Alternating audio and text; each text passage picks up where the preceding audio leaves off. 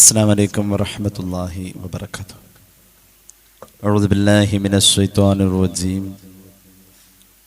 بسم الله الرحمن الرحيم. الحمد لله رب العالمين، وأفضل الصلاة وأتم التسليم على المبعوث رحمة للعالمين وعلى آله وصحبه ومن سار على هديه إلى يوم الدين. أما بعد. സത്യവിശ്വാസികളെ, അള്ളാഹു നമ്മുടെ ഈ സംഗമം സ്വീകരിക്കട്ടെ. നമ്മുടെ പാപങ്ങൾ അള്ളാഹു പുറത്തു തരട്ടെ. രോഗങ്ങൾ അള്ളാഹു ശിഫയാക്കട്ടെ. മരണപ്പെട്ടവരുടെ ഖബർ അള്ളാഹു സന്തോഷത്തിലാക്കട്ടെ. തെറ്റുകുറ്റങ്ങൾ അവർക്ക് നമുക്കും അള്ളാഹു നിരുപാധികം മാപ്പാക്കി തരട്ടെ. നമ്മുടെയും കുടുംബത്തിൻ്റെയും സൃഷ്ട ആയുസ് അള്ളാഹു പൊരുത്തപ്പെട്ട വഴിയിലായി ഇസ്സത്തോടെ സന്തോഷത്തോടെ ദീർഘായുസോടെ കഴിഞ്ഞ് ഈമാൻ സലാമത്തായി മരിക്കാനുള്ള മഹാഭാഗ്യം അള്ളാഹു നമുക്കെല്ലാവർക്കും നൽകട്ടെ എന്ന് ആമുഖമായി ദുആ ചെയ്യുകയാണ്. ലജ്ജ ഒരു മഹത്തായ സ്വഭാവമാണ് എന്ന ശീർഷകത്തിൽ ഒരല്പം കാര്യങ്ങൾ സംസാരിക്കാൻ ആഗ്രഹിക്കുന്നു. അള്ളാഹു നമ്മുടെ അറിവിലും നമ്മുടെ അമലിലും അവൻ്റെ പൊരുത്തം തന്ന് അനുഗ്രഹിക്കട്ടെ. ലജ്ജയില്ലെങ്കിൽ മനുഷ്യൻ മൃഗത്തെ പോലെയല്ല, മൃഗത്തെക്കാളും തരം താഴും എന്നുള്ളതാണ്. ലജ്ജയില്ലാത്ത കാലം ലോകാവസാനത്തിൻ്റെ പ്രധാന അടയാളമാണെന്ന് പരിശുദ്ധ റസൂൽ സല്ലല്ലാഹു അലൈഹി വസല്ലം. ഒരർത്ഥത്തിൽ ലജ്ജ മനുഷ്യന്റെ ഒരു പ്രധാന സൗന്ദര്യവും കൂടിയാണ്. ലജ്ജയെ ഇസ്ലാം മതനിയമങ്ങളുടെ കൂടെ ചേർത്ത് പറയും പോലെ ലജ്ജ മനുഷ്യനിൽ വേണമെന്ന് പറയുന്നവർ തന്നെയാണ് സഹോദര സമുദായത്തിലെ സഹോദരങ്ങളും അവരുടെ ജീവിത തത്വങ്ങളും. ലജ്ജയെക്കുറിച്ച് ഇസ്ലാം പറയാൻ ഇനി ഇതിനപ്പുറം വേറെ വാക്കുകളില്ല. ലജ്ജ എന്നത് ഈമാൻ ആണ് എന്നാണ് ഇസ്ലാം പറഞ്ഞത്. ലജ്ജ എന്നത് ഈമാനാണ് എന്നതാണ് ഇസ്ലാം പറയുന്നത്. നമ്മൾ ലജ്ജ ഉള്ളവരാവാൻ സ്വയം ശ്രമിക്കണം. അതിൻ്റെ പ്രാധാന്യം ഇനി പറയുന്ന കാര്യങ്ങളിലൂടെ നമുക്ക് മനസ്സിലാകും. ലജ്ജ ഉണ്ടാവണം. ലജ്ജയില്ലെങ്കിൽ എന്തിനു കൊള്ളാം ഒരു മനുഷ്യനെ. ദജ്ജാൽ വരുന്നതിൻ്റെ മുമ്പേ ഉള്ള ചില അടയാളങ്ങൾ ഹബീബായ നബി കരീം സല്ലല്ലാഹു അലൈഹി വസല്ലം തങ്ങൾ പറയുന്നുണ്ട്. ദജ്ജാൽ വരുന്നതിന് മുമ്പുള്ള അടയാളങ്ങൾ. സ്ത്രീകൾ ലജ്ജയില്ലാതെ വരുന്ന ഒരു കാലഘട്ടത്തിലായിരിക്കും ദജ്ജാൽ പുറപ്പെടുക എന്ന് പരിശുദ്ധ റസൂൽ സല്ലല്ലാഹു അലൈഹി വസല്ലം. വഴിയോരങ്ങളിലെ മാംസക്കച്ചവടങ്ങൾ, മനുഷ്യ മാംസക്കച്ചവടങ്ങൾ അങ്ങനെ പറയാം. വഴിയോരങ്ങളിലെ ലൈംഗികമായ കാര്യങ്ങളിൽ മനുഷ്യരേർപ്പെടുന്ന ഒരു കാലം. ലൈംഗിക കച്ചവടങ്ങൾക്ക് വേണ്ടി വഴിയോരങ്ങളിലേക്ക് മനുഷ്യർ സമരത്തിനിറങ്ങുന്ന ഒരു കാലം. ചുംബന സമരങ്ങൾ നമ്മുടെ നാട്ടിൽ പലയിടങ്ങളിൽ പല നിലക്ക് അരങ്ങേറുകയും ഉണ്ടായിട്ടുണ്ട്. അങ്ങനെ വരുന്ന ഒരു കാലഘട്ടത്തിൽ ദജ്ജാലിനെ പ്രതീക്ഷിക്കാമെന്ന് പരിശുദ്ധ റസൂൽ സല്ലല്ലാഹു അലൈഹി വസല്ലം. ലജ്ജയെ ഇസ്ലാം പഠിപ്പിക്കുന്നത് നുബുവത്തിനോളം വലിപ്പത്തിലാണ്. ലജ്ജ ഈമാനാണെന്ന് പറയുന്നു. ലജ്ജയെക്കുറിച്ച് ഇസ്ലാം പറയുന്നത് നുബുവത്തിന്റെ വലിപ്പത്തിലാണ്. സ്വഹീഹുൽ ബുഖാരിയിൽ ഒരു ഹദീസ് കാണാം. പരിശുദ്ധ റസൂൽ സല്ലല്ലാഹു അലൈഹി വസല്ലം തങ്ങൾ പറയുന്നുണ്ട്, ആ നബി മസ്ഊദ് റളിയല്ലാഹു അൻഹു ഖാല നബി സല്ലല്ലാഹു അലൈഹി വസല്ലം ഇന്ന മിമ്മാ അദ്റകന്നാസു മിൻ കലാമിൻ നുബുവ. നുബുവത്തിന്റെ വർത്തമാനങ്ങളിൽ ജനങ്ങൾക്ക് ഏറ്റവും കൂടുതൽ കൊണ്ട വർത്തമാനം, മഹാന്മാരായ അമ്പിയാക്കൾ ധാരാളം നബിമാർ സംസാരിച്ച ഏറ്റവും പ്രോജ്വലമായ കണ്ടന്റ്, നുബുവത്തിൽ മനുഷ്യർക്ക് ഓർത്തെടുക്കാൻ അവരുടെ മനസ്സിനെ കീറി മുറിച്ച ഏറ്റവും വലിയ തത്വം ഇല്ലം തസ്തഹി ഫസ്നഇ മാ ശിഅത എന്നതാണ്. അള്ളാന്റെ ഹബീബ് പറയാ സല്ലല്ലാഹു അലൈഹി വസല്ലം, ലോകത്ത് വന്നുപോയ നബിമാര് പറഞ്ഞ വാക്കുകളിൽ ജനങ്ങൾക്ക് ഏറ്റവും ഫീൽ ചെയ്തത്, ജനങ്ങൾക്ക് ഏറ്റവും മാനസികമായി മനസ്സിന്റെ അടിത്തട്ടിൽ തട്ടിയ വർത്താനം ഇല്ലം തസ്തഹി ഫസ്നഇ മാ ശിഅത. നാണോ ഇല്ലെങ്കിൽ നിനക്ക് ഇഷ്ടമുള്ളത് ചെയ്യടോ എന്ന ഒരു വർത്തമാനം നുബുവത്തിന്റെ ഭാഗമാണെന്ന് പുണ്യ നബി സല്ലല്ലാഹു അലൈഹി വസല്ലം. നാണോ ഇല്ലെങ്കിൽ നിനക്ക് ഇഷ്ടമുള്ളത് ചെയ്യ, നമ്മളും അങ്ങനെ പറയാറുണ്ട്. നാണോ ഇല്ല ഇപ്പൊ എന്താ ഇപ്പൊ ചെയ്യാ? മനുഷ്യർക്ക് നാണോ ഇല്ലെങ്കിൽ ഇഷ്ടമുള്ളത് ചെയ്യ്, അല്ലാതെ ഇപ്പം എന്താ പറയാ? ഇങ്ങനൊരു വർത്താനം ലോകത്ത് വന്നു പോയ നബിമാർ മുഴുവനും പറഞ്ഞിട്ടുണ്ടെന്ന് പുണ്യ നബി സല്ലല്ലാഹു അലൈഹി വസല്ലം സ്വഹീഹുൽ ബുഖാരി ഈ ഹദീസ് പറയുന്നുണ്ട്. അത്രയും പ്രാധാന്യമാണ് ലജ്ജ എന്ന സ്വഭാവ സവിശേഷതയ്ക്ക് അള്ളാഹു ജന്മസഹജമായി തന്നിട്ടുള്ള ഒരു ഗുണമാണ് ലജ്ജ എന്നത്. കുഞ്ഞു മക്കളിലൊക്കെ ചിലപ്പോൾ ലജ്ജ കാണാറുണ്ട്. സാഹചര്യങ്ങളിൽ മനുഷ്യനെ തന്നെ വിറ്റ് അവസാനം അങ്ങനെ ഒന്നും കയ്യിലില്ലാത്ത പോലെയോ, നമ്മുടെ കയ്യിലുള്ളതൊക്കെ വിൽക്കാൻ തീരുമാനിച്ചാൽ, നമ്മുടെ താല്പര്യങ്ങൾക്കനുസരിച്ച് ഓരോന്ന് വിൽക്കാൻ തീരുമാനിച്ചാൽ അവസാനം നമ്മുടെ കയ്യിൽ ആ ഒരു വസ്തു ഇല്ലാതെ പോകും.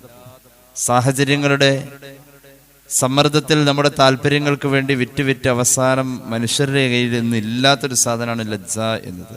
സ്വഹീഹുൽ ബുഖാരി ഒരു അധ്യായം തന്നെ പറയുന്നത് ബാബു അൽ ഹയാഉ മിനൽ ഈമാൻ എന്നാണ്. അൽ ഹയാഉ മിനൽ ഈമാൻ, ലജ്ജ ഈമാനിൽ പെട്ടതാണ്. സ്വഹീഹുൽ ബുഖാരിയിൽ ഒരു ഹെഡിങ് തന്നെ അങ്ങനെയാണ്.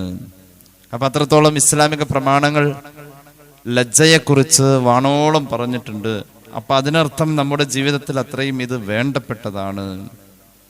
ഈമാനിനെ കുറിച്ച് പറഞ്ഞത് ഈമാന് 70 ശാഖകൾ ഉണ്ടെന്ന് പുണ്യ നബി സല്ലല്ലാഹു അലൈഹി വസല്ലം.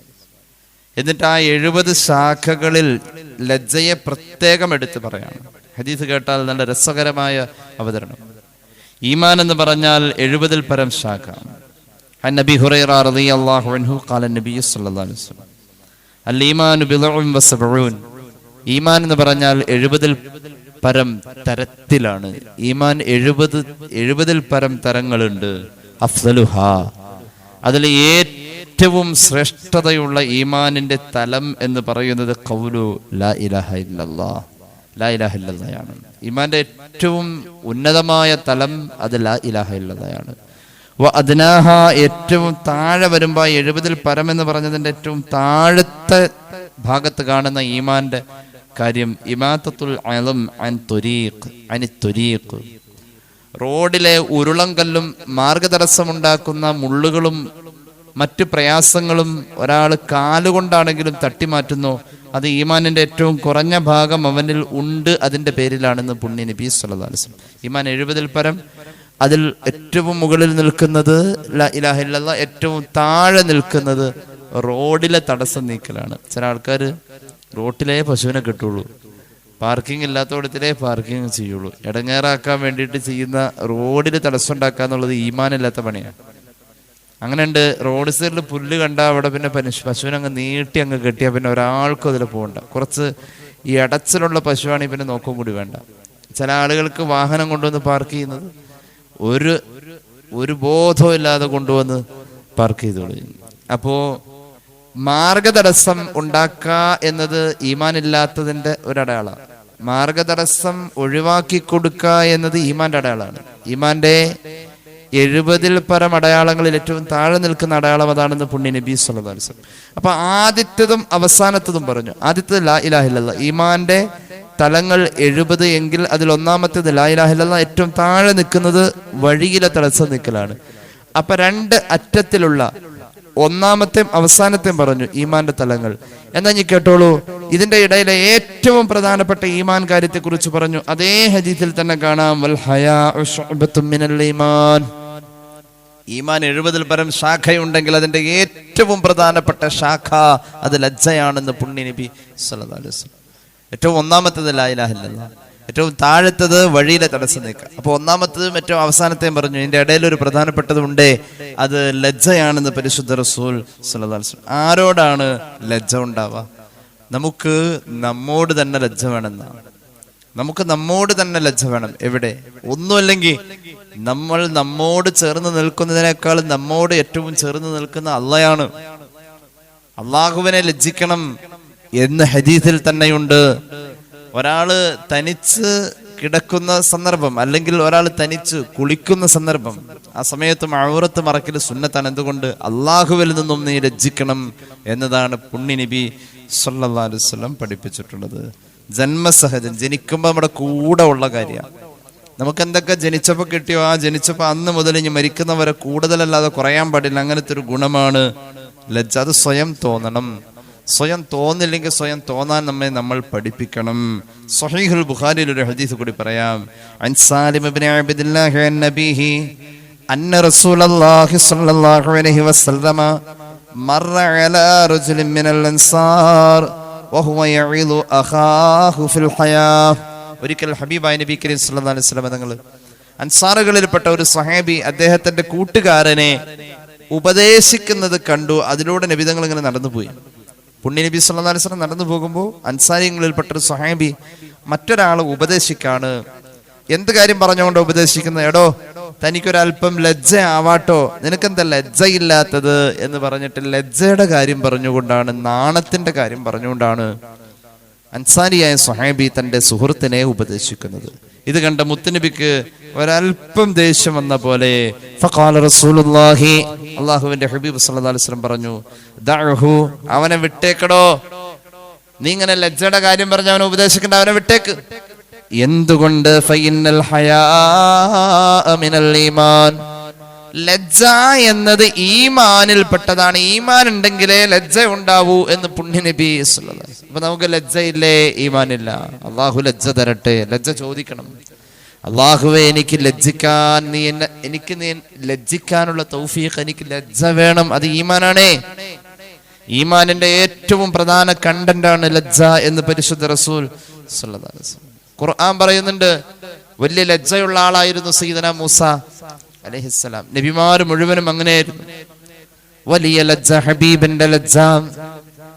അവിടുത്തെ പത്നിമാര് പറയാറുണ്ട്, ഭാര്യമാര് പറയാറുണ്ട് ലജ്ജ.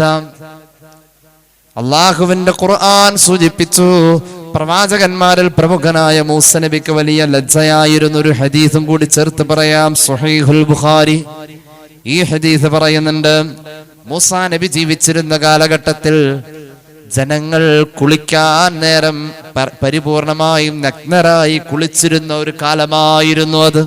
അന്ന് ശറഅ് പൂർണ്ണമല്ല. ഒന്നാമത് ചില നിയമങ്ങളിൽ വിട്ടുവീഴ്ച പൂർവിക സമൂഹങ്ങളിലൊക്കെ ഉണ്ട്. ഇങ്ങനെ നിയമം അനുസരിക്കാത്ത സമൂഹമാണ് അവിടെ കൂടുതലും അങ്ങനെ കുളിച്ചത് എന്ന് തന്നെ വെച്ചു. അപ്പോ ജനങ്ങളുടെ ഇടയിൽ ആളുകൾ കൂട്ടം കൂടി കുളിക്കുന്നതിന്റെ ഇടയിലേക്ക് മൂസ നബി ചെല്ലാറില്ല അലൈഹിസ്സലാം. അത് ആണുങ്ങൾ മാത്രം കുളിക്കണോടത്താണെങ്കിലും, ആണുങ്ങളും പെണ്ണുങ്ങളും കുളിക്കണോടത്താണെങ്കിലും ആ ഭാഗത്തേക്കൊന്നും മൂസ നബി പോക്കേയില്ല. ആണുങ്ങൾ, തനിച്ചാണുങ്ങൾ മാത്രം കുളിക്കുന്ന കടവിലേക്കും പോവലില്ല. നബി ഹുറൈറ റളിയല്ലാഹു അൻഹു ഖാല റസൂലുള്ളാഹി ഇന്ന മൂസ കാന റജുലൻ ഹയ്യൻ സതീറൻ ലാ യുറാ മിൻ ജിൽദിഹി ശൈഉൻ ഇസ്തിഹ്യാഅൻ മിൻഹു. മൂസ നബി വലിയ ലജ്ജക്കാരനായിരുന്നു, വലിയ നാണക്കാരനായിരുന്നു. സതീറ, ശരീരത്തിൽ പരമാവധി മറച്ച് നടക്കുന്ന ആളായിരുന്നു. മിനിമം 2 കോട്ട് ധരിക്കുമായിരുന്നു. കാരണം ഒന്നാമത് മഹാനവറുകൾക്ക് ലജ്ജ തന്നെ, 2 മഹാനവറുകൾക്ക് രോമം കൂടുതലുള്ള ശരീരം, അതിങ്ങനെ തുറിച്ചു നിൽക്കുന്നത് കൊണ്ട് ആ രോമം വസ്ത്രത്തിന്റെ പുറത്തേക്ക് ഇടക്കിടക്ക് പുറത്തേക്ക് വരാൻ സാധ്യതയുണ്ട്. അപ്പൊ അത് നാണായിരുന്നു. മഹാനവറുകൾ അതുകൊണ്ട് 2 കോട്ടൊക്കെ മിക്കവാറും ധരിക്കാറുണ്ടായിരുന്നു. ഒരുപാട് വസ്ത്രം വാരി ഒരു ഭാഗവും കാണാതെ, ലാ യുറാ മിൻ ജസദിഹി ശൈഉൻ, അദ്ദേഹത്തിന്റെ ശരീരത്തിൽ നിന്നും കൂടുതലൊന്നും, അദ്ദേഹത്തിന്റെ ശരീരത്തിൽ നിന്നും ഒന്നും തന്നെ കാണാൻ പറ്റൂല, അത്രത്തോളം അദ്ദേഹം മറച്ചു നടന്നിരുന്നു എന്ന് പുണ്യ നബി സല്ലല്ലാഹു അലൈഹി വസല്ലം. ഫആദാഹു മൻ ആദാഹു മിൻ ബനി ഇസ്രായീൽ, മുസാ നബിയുടെ വസ്ത്രധാരണം കണ്ട് ഇസ്രായേലിസം, ഒരു ചെരുപ്പ് ധരിക്കുകയാണെങ്കിലോ കാല് മുഴുവനും മറയുന്നതായി, ആ രീതിയിൽ മഹാനവറുകൾ മറച്ചു നടന്നപ്പോൾ അന്ന് ആ കാലഘട്ടത്തിൽ മഹാനവറുകളെ നാവ് കൊണ്ട് ഉപദ്രവിച്ച ആളുകളുണ്ട് ഇസ്രായേലിൽ ചിലര്. അവര് മഹാനവറുകളെ ഉപദ്രവിച്ചുകൊണ്ടേയിരുന്നു. നാവ് കൊണ്ട് ഉപദ്രവിച്ചവരെന്ന് പറഞ്ഞുകൊണ്ടിരുന്നു. ഫഖാലു മാ യസ്തതിറു ഹാദ തസത്തുറാ, ഇതെന്താ, എന്തൊരു മറച്ചു വെക്കലാണ് ഈ മറച്ചു വെക്കുന്നത്, ഇങ്ങനെ മറക്കേണ്ട കാര്യമുണ്ടോ? ഇങ്ങനെ മറക്കേണ്ട കാര്യമുണ്ടോ? അഥവാ ഇങ്ങനെ മറയ്ക്കുന്നുവെങ്കിൽ മൂസ നിനക്ക് പ്രശ്നമുണ്ട്. ഇല്ലാ മിൻ ഐബിൻ ബിജിൽദിഹി, നിനക്ക് വല്ല വെള്ളപ്പാണ്ടുമുണ്ടാകും, അതാണ് ഇങ്ങനെ മറച്ചു നടക്കുന്നത്. വെള്ളപ്പാണ്ടുണ്ടാവും, അല്ലെങ്കിൽ കുഷ്ഠരോഗം ഉണ്ടാവും, അല്ലാതെ അങ്ങനെ മറയ്ക്കൂല. ഒരു നബിയെ കുറിച്ച് അങ്ങനെ പറയാൻ പാടില്ല. ഒരു നബിയിൽ നിന്നും അല്ലാഹു വെള്ളപ്പാണ്ട്, കുഷ്ഠം, ഭ്രാന്ത്, ഈ 3 കാര്യങ്ങൾ ഒഴിവാക്കിയിട്ടുണ്ട്. ഒരു നബിയെ കുറിച്ച് വെള്ളപ്പാണ്ട് എന്നും കുഷ്ഠമെന്നും ഭ്രാന്ത് എന്നും എപ്പ സമൂഹം പറഞ്ഞാലും അപ്പോൾ അല്ലാഹു ഇടപെടും, എന്നിട്ടത് ഇല്ലാന്ന് സ്ഥാപിക്കും. എന്തുകൊണ്ട്? നുബൂവത്തിന്റെ നിബന്ധനകളിൽ അല്ലെങ്കിൽ നുബൂവത്തിനോളം അല്ലാഹു പ്രാധാന്യം കൊടുത്തിട്ടുള്ളതായ സ്വാസ്ഥ്യമാണ് ഈ 3 അവസ്ഥകളിൽ നിന്നുള്ള മോചനം. ഒരിക്കലും ഒരു നബിക്ക് കുഷ്ഠരോഗം വരൂല, ഒരിക്കലും ഒരു നബിക്ക് വെള്ളപ്പാണ്ട് വരൂല, ഒരിക്കലും ഒരു നബിക്ക് ഭ്രാന്ത് വരൂല. ഈ 3 കാര്യങ്ങളിൽ നിന്നും നബി മഅ്സൂമാണ്. അപ്പോ ഒരു സമൂഹം അവരെ അങ്ങനെ പറഞ്ഞു ചാർത്തിയാൽ ആ സമൂഹത്തിന്റെ മുന്നിൽ അങ്ങനെ അല്ല എന്ന് സ്ഥാപിക്കൽ അള്ളാഹുവിന്റെ ബാധ്യതയാണ്. അങ്ങനെയാണ് ഹബീബിനെ കുറിച്ച് ഭ്രാന്തൻ എന്ന് പറഞ്ഞു മക്കയിൽ ചിലര്. ബിസ്മില്ലാഹിർ റഹ്മാനിർ റഹീം. നൂൻ വൽ ഖലം വമാ യസ്തുറൂൻ മാ അൻത ബിനിഅ്മതി റബ്ബിക ബിമജ്നൂൻ. അള്ളാഹുവിന്റെ ഹബീബിന് ഭ്രാന്താണെന്ന് പറഞ്ഞു മക്കയിൽ ചിലര്. അപ്പോഴാണ് സൂറത്തുൽ ഖലമിന്റെ ആയത്തുകൾ അവതരിക്കുന്നത്. ഭ്രാന്താണെന്നൊരു സമൂഹം പറഞ്ഞ ആ പറയുന്നവർക്ക് ആ ഭ്രാന്ത് എന്ന് പറഞ്ഞിട്ടുണ്ട് ഒഴിവാക്കി വിടല്ല. അള്ളാഹു വഹയി കൊണ്ട് മറുപടി കൊടുത്തിട്ടുണ്ട്. നബിയെ, ഖലമിനെ തന്നെയാണ് സത്യം, പേനയെ തന്നെയാണ് സത്യം. ഏത് പേന? അള്ളാഹു ആദ്യം പടച്ച ഒരു ഉപകരണമുണ്ട്, അത് പേനയാണെന്ന് പുണ്യ നബി സല്ലല്ലാഹു അലൈഹി വസല്ലം. ഇന്ന അവ്വല മാ ഖലഖല്ലാഹു തആല അൽ ഖലം. അള്ളാഹു ആദ്യം പടച്ച ഉപകരണം. അൻ അനസ് ഇബ്നു മാലിക് റളിയല്ലാഹു അൻഹു അൻ ഉബാദത്ത് ഇബ്നു സാമിത്ത് റളിയല്ലാഹു അൻഹുമാ. 2 സ്വഹാബികളും ഉദ്ധരിക്കുന്നുണ്ട്. ഇന്ന അവ്വല മാ ഖലഖല്ലാഹു തആല അൽ ഖലം. അല്ലാഹു ആദ്യം പടച്ച ഉപകരണം അത് പേനയാണ്. ആദ്യം പടച്ച ഉപകരണം പേനയാണ്. ലൗഹും ഖലമും എന്ന് കേട്ടിട്ടുണ്ട്. ആ ഖലം, ആ പേനയോട് അന്ന് അള്ളാഹ് ആദ്യം പറഞ്ഞു. തുർമുദിയുടെ ജാമിഉലുണ്ട് ഹദീസ്, ഇമാം അഹ്മദിന്റെ മുസ്നദിലുണ്ട് ഹദീസ്. ആ പേനയോട് അന്ന് അള്ളാഹ് പറഞ്ഞു, ഉക്തുബ്, നീ എഴുത് പേനെ. പേന ചോദിച്ചു, മാ അക്തുബു യാ റബ്ബി, ഞാൻ എന്തെഴുതണം? ഖാല ഉക്തുബു മാ കാന വമാ ഹുവ ഖായിനുൻ ഇലൽ അബ്ദി. ഉണ്ടായതും ഉണ്ടാകേണ്ടതുമായ എല്ലാം നീ എഴുതിയേ പറ്റൂ. എല്ലാ സൃഷ്ടികളെയും നീ എഴുതണം. ഉണ്ടായതും ഉണ്ടാവാനുള്ളതും ഒക്കെ നീ എഴുതണം. അങ്ങനെ പേന എഴുതി തുടങ്ങുന്നതിന് മുമ്പ് അല്ലാഹ് പറഞ്ഞു, ആദ്യം നീ കലിമത്ത് തൗഹീദ് എഴുതിക്കോ. അങ്ങനെ പേന എഴുതി തുടങ്ങാണ്. ആദ്യത്തെ എഴുത്ത് ലാ ഇലാഹ ഇല്ലല്ലാഹ്. ലാ ഇലാഹ ഇല്ലല്ലാഹ് എന്ന് പേന എഴുതി കഴിഞ്ഞപ്പോൾ അല്ലാഹ് പറഞ്ഞു, അതിന്റെ കൂടെ നീ എഴുതണം മുഹമ്മദുർ റസൂലുള്ളാഹ് സല്ലല്ലാഹു അലൈഹി വസല്ലം. പേന അത് എഴുതുന്നില്ല. പേന സുജൂദിൽ കിടക്കുന്നു. സുജൂദിലേക്ക് വീണിട്ട് പേന അല്ലാഹുവോട് ചോദിക്കുന്നു, വമൻ മുഹമ്മദ് യാ റബ്ബി സല്ലല്ലാഹു അലാ മുഹമ്മദ്. ആരാണ് റബ്ബേ ഈ മുഹമ്മദ് സല്ലല്ലാഹു അലൈഹി വസല്ലം? പേന അല്ലാഹുവോട് ചോദിക്കാൻ വേണ്ടിയിട്ട് സുജൂദിലാ കിടക്കുന്നത്. അല്ലാഹു പറഞ്ഞു, സുജൂദിൽ കിടക്കുന്ന പേനയോട് ആ പേര് പറയാൻ ഇനിയും നീ അദബ് കാണിക്കണം. പേനെ, സുജൂദിനേക്കാളും വലിയ അദബില്ല. ഏത് പേര് പറയാൻ? അള്ളാഹുവിന്റെ ഹബീബിന്റെ പേര് പറയാൻ സുജൂദിനേക്കാളും വലിയ അദബ് വേറെ അള്ളാഹു മനുഷ്യന് പഠിപ്പിച്ചിട്ടില്ല. അത്രത്തോളം. എന്തിനാ അത് പറഞ്ഞത്? ഒരു പേന. ആ പേനയെ തന്നെയാണ് സത്യം. നൂൻ വൽ ഖലമി വമാ യസ്തുറൂൻ മാ അൻത ബിനിഅമതി റബ്ബിക ബിമജ്നൂൻ. അല്ലാഹുവിന്റെ അനുഗ്രഹം കൊണ്ട് അങ്ങേക്ക് ചിത്തഭ്രമമില്ല നബിയേ. അവര് പറയട്ടെ, അവര് പുലമ്പട്ടെ നബിയേ, അല്ലാഹുവിന്റെ അനുഗ്രഹം കൊണ്ട് അങ്ങേക്ക് ഭ്രാന്ത് ഇല്ല നബിയേ സല്ലല്ലാഹു അലൈഹി വസല്ലം. പിന്നെയോ അവരങ്ങനെ പറയുന്നുണ്ടല്ലോ, അങ്ങേക്ക് ഭ്രാന്ത് ഉണ്ടെന്ന് പറഞ്ഞതിന്റെ പേരിൽ, അങ്ങ് കേട്ട് വിഷമിച്ചതിന്റെ പേരിൽ മുറിഞ്ഞു പോവാതെ എന്നും ഒഴുകി ഒഴുകി വരുന്ന ഒരു വലിയ പ്രതിഫലത്തിന്റെ പ്രവാഹം അതിന്റെ പേരിൽ കൂലിയായി അല്ലാഹു അങ്ങേക്ക് നിശ്ചയിച്ചിട്ടുണ്ട് നബിയേ. ഇപ്പോഴും തീർന്നിട്ടില്ല ആ പ്രതിഫലം. അന്ന് പറഞ്ഞതിന്റെ ഇപ്പോഴും മുത്തുനബിക്ക് പോകുന്നുണ്ടെന്ന് അതിനർത്ഥം. സല്ലല്ലാഹു അലാ മുഹമ്മദ്. പിന്നെയോ അങ്ങേക്ക് കാണാം. ഫസതുബ്സിറു വയുബ്സിറൂൻ. അങ്ങേക്ക് കാണാം. ബിഅയ്യികുമുൽ മഫ്തൂൻ. ആർക്കാ ഭ്രാന്തെന്ന് പിന്നെ കാണാം. ആർക്കാണ് ഭ്രാന്തെന്ന് പിന്നീട് കാണാം.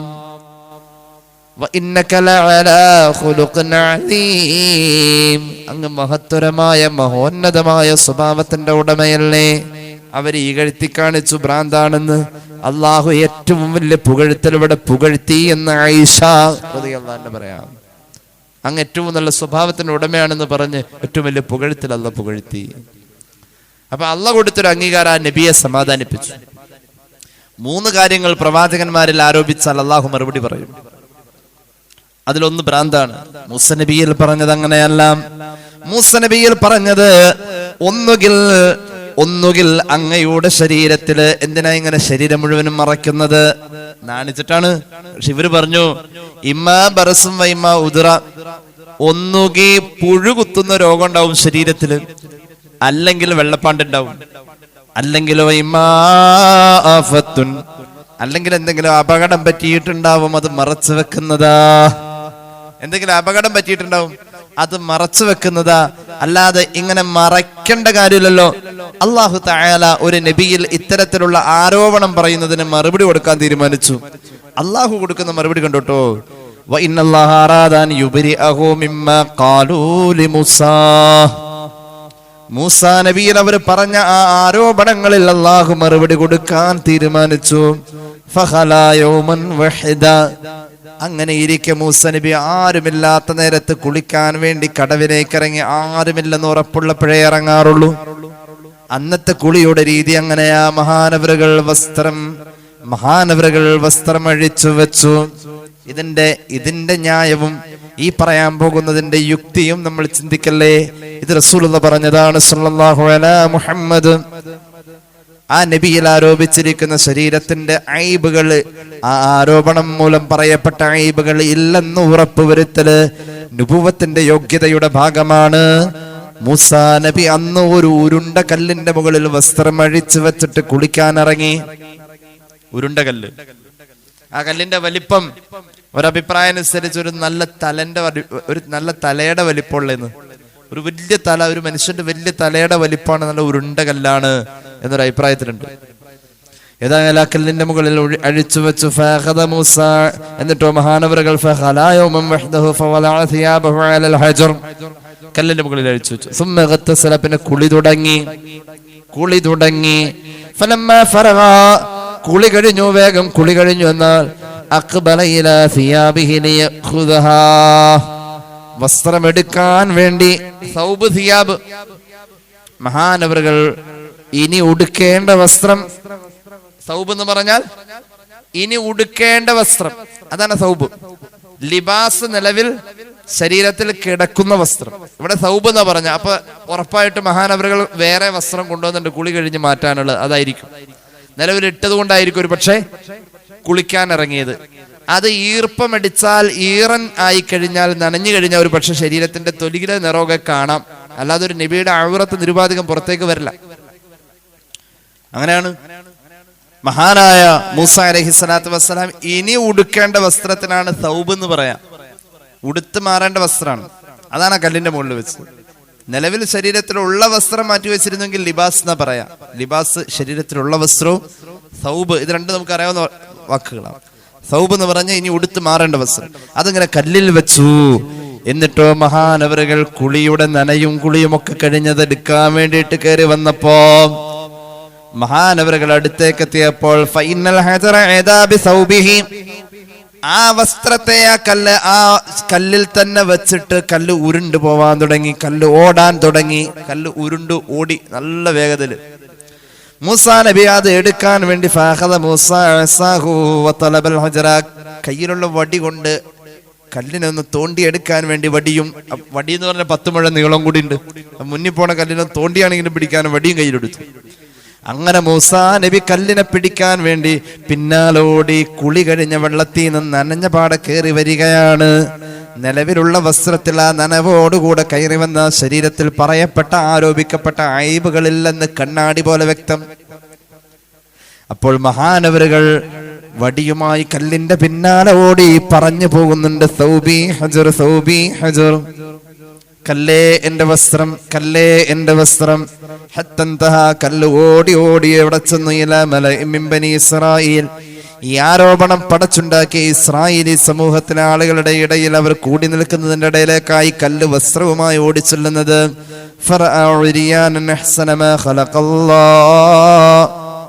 മഹാനവറുകളെ ആ വേഷത്തിൽ അവർ കണ്ടപ്പോ അത്രയ്ക്ക് ഭംഗിയുള്ള ഒരു ശരീരം അതുവരെ അവർ കണ്ടിട്ടില്ല.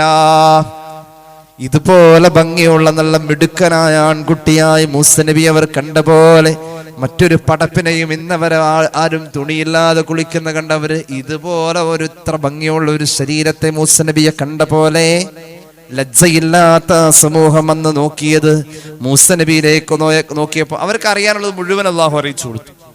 അള്ളാഹു തആല ആരോപണത്തിൽ നിന്നും മൂസ നബിയെ മുക്തനാക്കി എന്ന് പുണ്യ നബി സ്വല്ലല്ലാഹു അലൈഹി വസല്ലം. മഹാനവറുകൾ ദേഷ്യം കൊണ്ട കല്ലിൽ ഒരു അടി കൊടുത്തിട്ടുണ്ട്.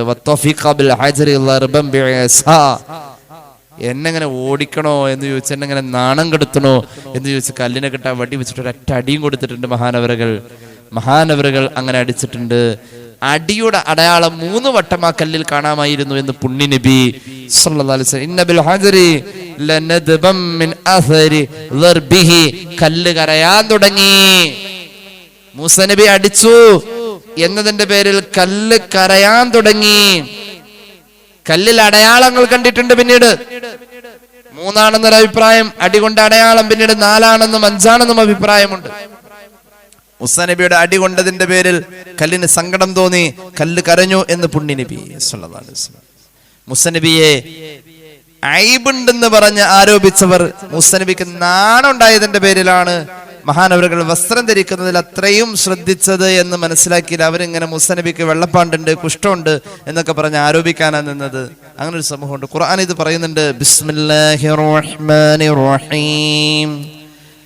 യാ അയ്യുഹല്ലദീന ആമനൂ ലാ തകൂനൂ കല്ലദീന ആദൗ മൂസ ഫബറഅഹു അല്ലാഹു മിമ്മാ ഖാലൂ വകാന ഇൻദല്ലാഹി വജീഹാ.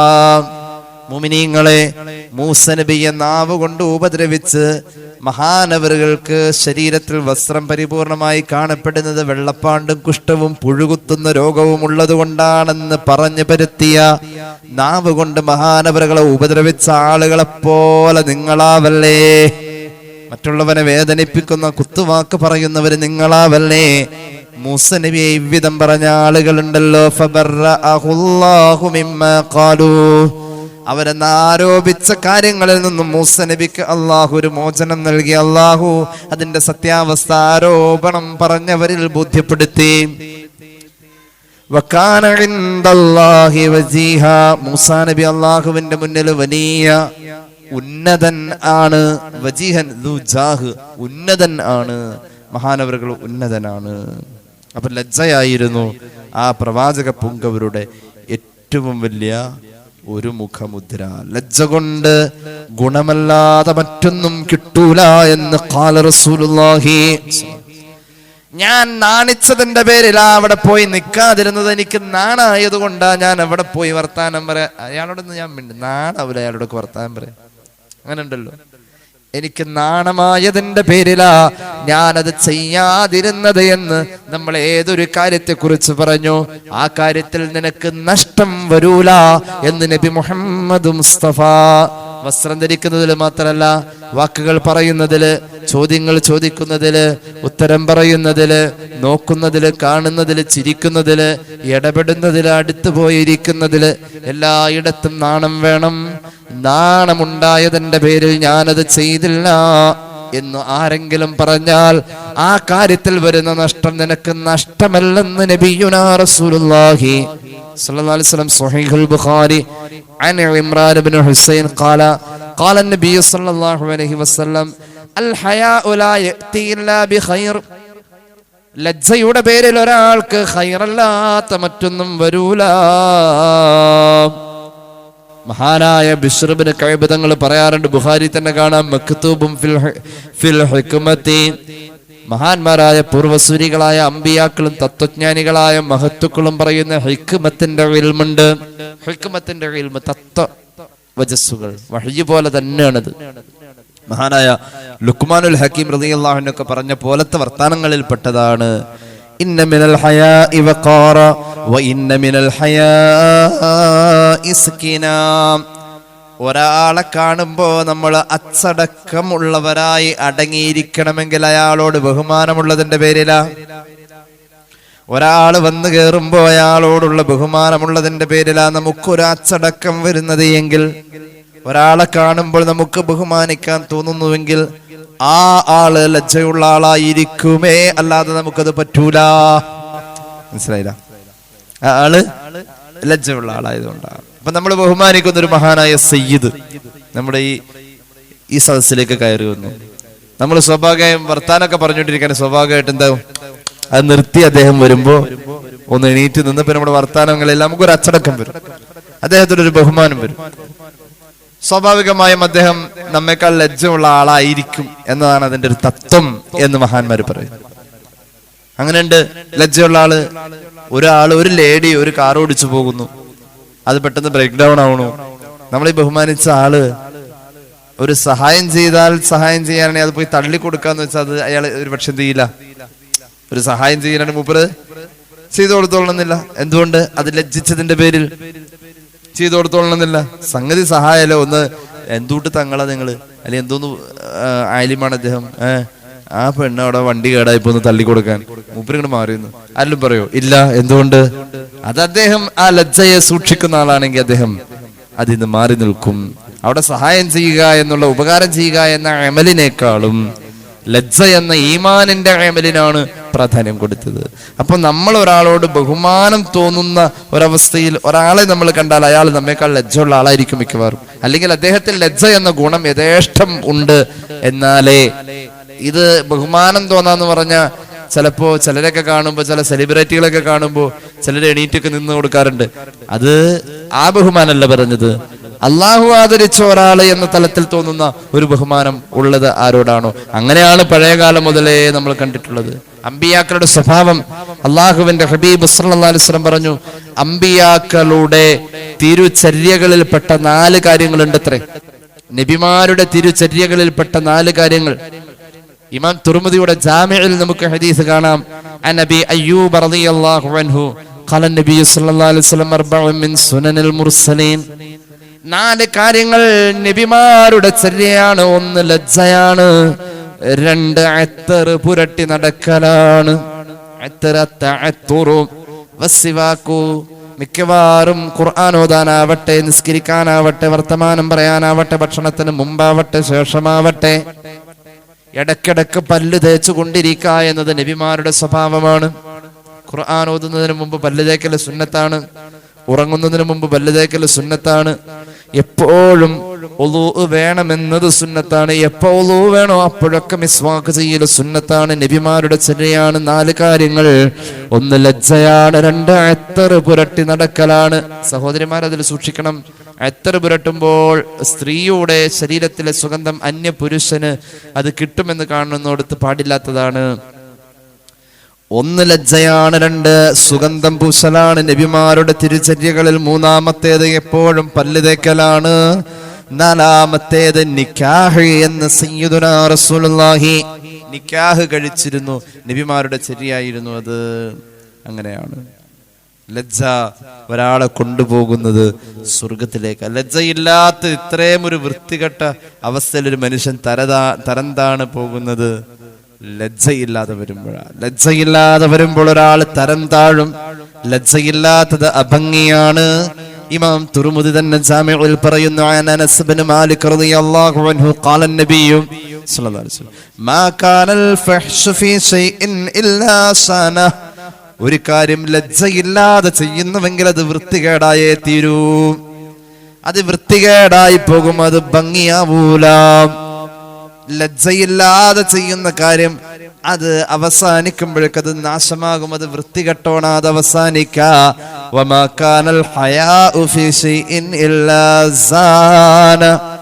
ലജ്ജ ഉള്ളതിന്റെ കൂടെയാണ് ഒരു കാര്യം ചെയ്തത് എങ്കിൽ അത് ഭംഗിയായി തീരുമെന്ന് സയ്യിദുനാ റസൂലുള്ളാഹി.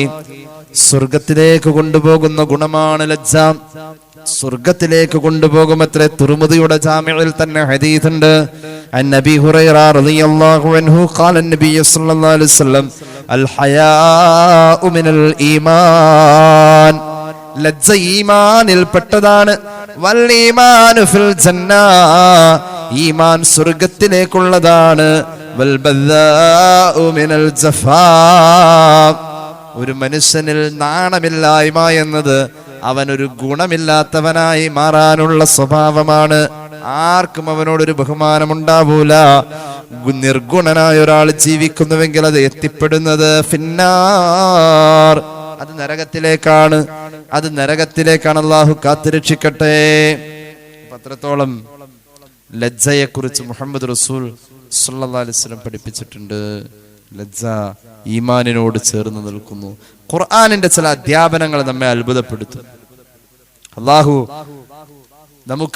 നമുക്ക് ജീവിതത്തിൽ എവിടെയും ഇതിലൊരു കുറവുണ്ട്, അത് ഈമാന്റെ കുറവാണെന്ന. അല്ലാഹു ഇത് പരിഹരിക്കാൻ തൗഫീഖ് നൽകട്ടെ. ഒരു പെണ്ണിന് സ്വർഗത്തിലേക്ക് പോവാൻ 4 കാര്യം മതി.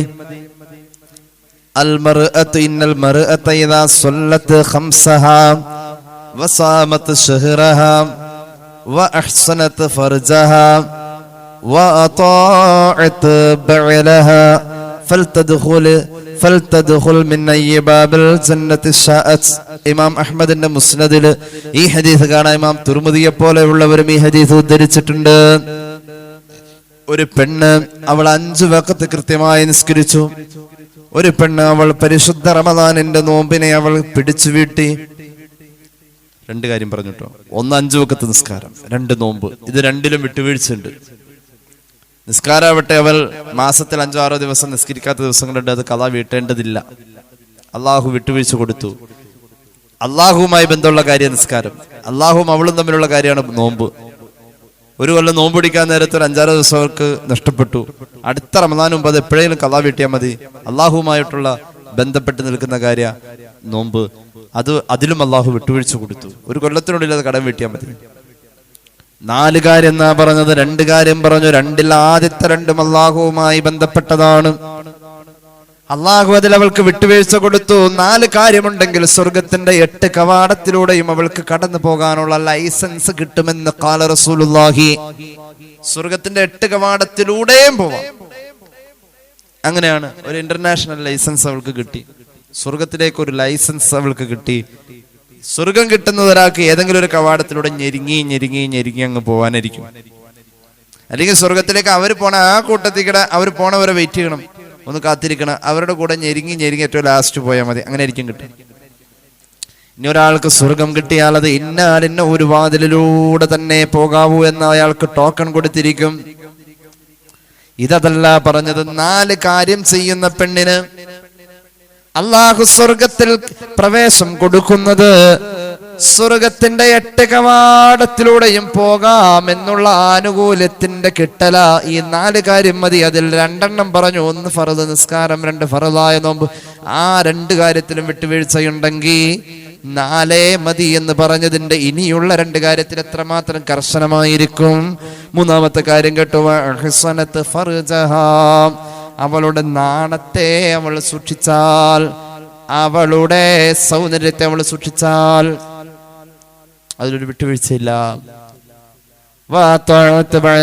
ഭർത്താവിനോട് അനുസരണ കാണിക്കുന്നതിലും വിട്ടുവീഴ്ചയില്ല. ഭർത്താവിനെ അക്ഷരാർത്ഥത്തിൽ അനുസരിച്ചാൽ ഈ 4 കാര്യങ്ങൾ അവൾക്ക് ഫൽതദ്ഖുൽ മിൻ അയ്യി ബാബിൽ ജന്നതി ശാഅത്, സ്വർഗത്തിന്റെ 8 കവാടത്തിൽ ഇഷ്ടമുള്ളതിലൂടെ അവൾ കയറിക്കോട്ടെ എന്ന് പുണ്യ നബി സല്ലല്ലാഹു അലൈഹി വസല്ലം. ഇതേ ആനുകൂല്യം വെച്ചിരിക്കുന്നത് മഹാനായ അബൂബക്കർ സിദ്ദീഖ് റളിയല്ലാഹു അൻഹു മാത്രമാണ്. ആ ഒരു ആനുകൂല്യാണ് നമ്മൾ പറഞ്ഞു. തുടങ്ങിയപ്പോ പറഞ്ഞു ദജ്ജാൽ വരുന്നതിന്റെ പ്രധാന അടയാളം സ്ത്രീകളിൽ ലജ്ജ ഇല്ലാതെ വരുന്ന ഒരു കാലം എന്ന് പുണ്യ നബി സല്ലല്ലാഹു അലൈഹി വസല്ലം. ഒരു പെണ്ണ് ചീത്തയായാലോ അല്ലാഹുവിന്റെ ഹബീബ് പഠിപ്പിച്ചുള്ള ഇബ്നു ഉമർ റളിയല്ലാഹു അൻഹു ഖാല നബി സല്ലല്ലാഹു അലൈഹി വസല്ലം, മഹാനായ ഇബ്നു അസാകിർ തന്റെ ഹിൽയയിൽ രേഖപ്പെടുത്തുന്നു, ഇന്ന ഫുജൂറൽ മർഅതി അൽ ഫാജിറതി കഫുജൂരി അൽഫി ഫാജിർ. 1000 ആണ് ചീത്തയാകുന്നതിന്റെ സ്ഥാനത്താണ് ഒരു പെണ്ണ് ചീത്തയായാൽ 1000 ആണ് വെടക്കാകുന്ന സ്ഥാനത്താണ് ഒരു പെണ്ണ് വെടക്കായാൽ. 1000 ആണുങ്ങൾ ചീത്തയായാൽ ഒരു സമൂഹത്തിൽ എന്ത് സംഭവിക്കും? അത്രയും നഷ്ടം. ഒരു പെണ്ണ് ചീത്തയായാൽ അവര് പെട്ടെന്ന് അങ്ങോട്ട് ചീത്തയാവുന്നാവില്ല. അള്ളാഹു എല്ലാവരും നന്നാക്കട്ടെ. അങ്ങനെയാണ്.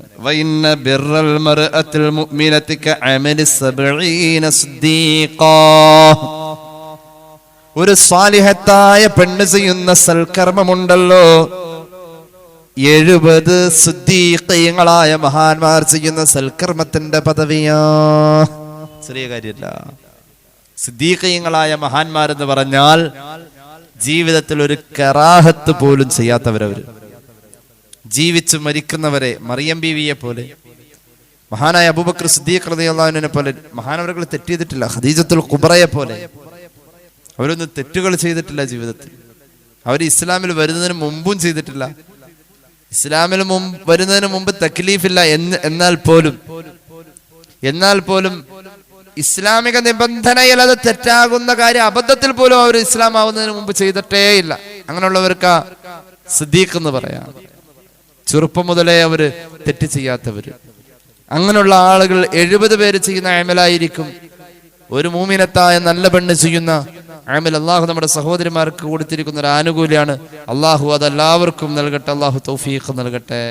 നീ കേട്ടോളൂ, അള്ളാഹുവിന്റെ ഹബീബ് സല്ലല്ലാഹു അലൈഹി വസല്ലം പറഞ്ഞു, സ്ത്രീകളെ സംബന്ധിച്ചിടത്തോളം അവർക്ക് സ്വർഗത്തിലേക്ക് വേഗം പ്രവേശനം കിട്ടുന്ന 4 കാര്യങ്ങളിൽ മൂന്നാമത്തേത് അവരുടെ സൗന്ദര്യത്തെ സൂക്ഷിച്ചാൽ. അങ്ങനെയാണ്. പൊതുവേ നമ്മുടെ ജീവിതത്തിൽ ലജ്ജ നഷ്ടപ്പെടുന്ന ചിലയിടങ്ങളുണ്ട്.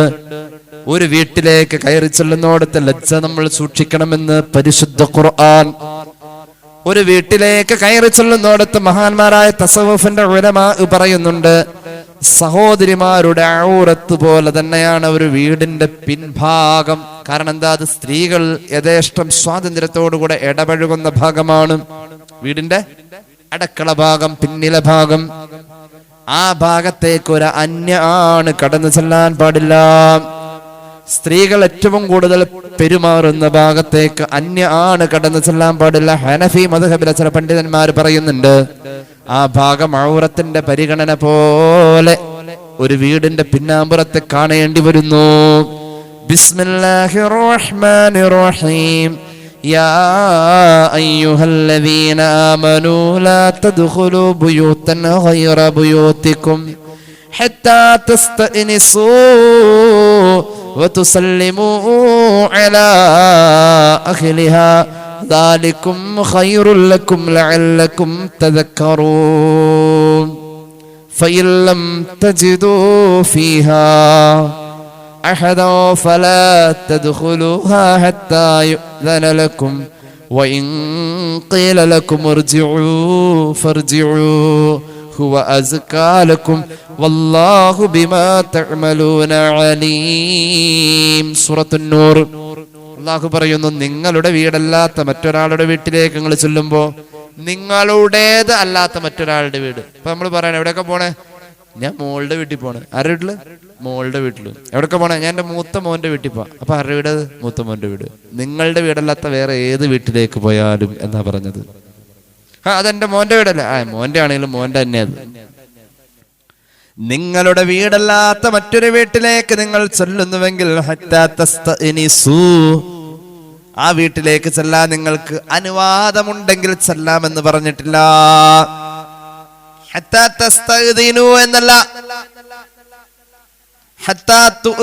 എന്നല്ല, നിങ്ങൾ ചെല്ലുന്നതിന്റെ പേരിൽ ആ വീട്ടുകാർക്ക് സന്തോഷം ഉണ്ടെങ്കിലേ ആ വീട്ടിലേക്ക് നിങ്ങൾ പോവാവൂ. അനുവാദമുണ്ട്, പക്ഷെ വരുന്നതിൽ സന്തോഷമില്ല. നമ്മൾ ചെല്ലുന്നതിന് അവർക്കൊരു എതിർപ്പില്ല, അനുവാദമുണ്ട്, ചെന്ന് നമ്മളോട് ഇറങ്ങി പോകാനൊന്നും പറയില്ല. പക്ഷെ ചെല്ലുന്നതിൽ സന്തോഷക്കുറവുണ്ടെങ്കിൽ ആ വീട്ടിലേക്ക് പോകാൻ പാടില്ല. എന്തുകൊണ്ടൊരു വീട് ഔറത്താണ്. ഇവിടെയാണ് ഒരാളുടെ മെസ്സേജ്, ഒരാളുടെ വാട്സാപ്പ് മെസ്സേജ് അയാളുടെ അനുവാദമില്ലാതെ ഓപ്പൺ ചെയ്യാൻ പറ്റൂല. അത് എങ്ങനെ ഞാൻ അതിനെ തുലനം ചെയ്തു? ഒരാളുടെ കത്ത് പൊട്ടിച്ചു വായിക്കാൻ മറ്റൊരാൾക്ക് അനുവാദമില്ല. വീട് പോലെ മഹാന്മാരായ ഇമ്മത്ത് ഇങ്ങനെ താരതമ്യം ചെയ്തിട്ടുണ്ട്. പണ്ടൊക്കെ കത്തയക്കും, മരുമോൾക്കുള്ളത് അമ്മായിമ്മ വായിക്കാൻ പാടില്ല, എന്നിട്ട് അതുപോലെ തന്നെ ഒട്ടിച്ചു വയ്ക്കാൻ പറ്റൂല. പൊട്ടിച്ചറിയണ രീതിയിലുള്ള ഒട്ടിച്ചിട്ടായിരിക്കും ചില കത്ത് അവിടുന്ന് വിടാം. ഇത് എന്തായാലും പൊട്ടിച്ച് വായിച്ചത് സ്റ്റാപ്ലർ ചെയ്താണ് എന്ത് ചെയ്താൽ മതി. അപ്പൊ ഒക്കെ തൊട്ടി കളഞ്ഞിട്ട് അതേ കുഴി തന്നെ വീണ്ടും അടിച്ചു കഴിഞ്ഞാൽ സ്റ്റാപ്ലർ പൊട്ടിച്ചറിയില്ല. ചില പശ പൊട്ടിച്ച ഒരൊറ്റ പൊട്ടിക്കൽ അത് പിന്നെ ഒട്ടിച്ചറിയും. ആ രീതിയിലുള്ള ഒട്ടിക്കലും ഉണ്ടായിരുന്നു പണ്ട്. അപ്പോ ഒരാളുടെ കത്ത് മറ്റൊരാൾ വാങ്ങാൻ പാടില്ല, വായിക്കാൻ പാടില്ല. ഒരാളുടെ മെസ്സേജ് മറ്റൊരാൾ എടുത്ത് നോക്കാൻ പാടില്ല. അള്ളാഹുവിന്റെ ഖുർആൻ പറഞ്ഞു, നിങ്ങൾ അങ്ങനെ ചെയ്യുന്നതിൽ അതിന്റെ ഉടമസ്ഥന് സന്തോഷമില്ലെങ്കിൽ പാടില്ല.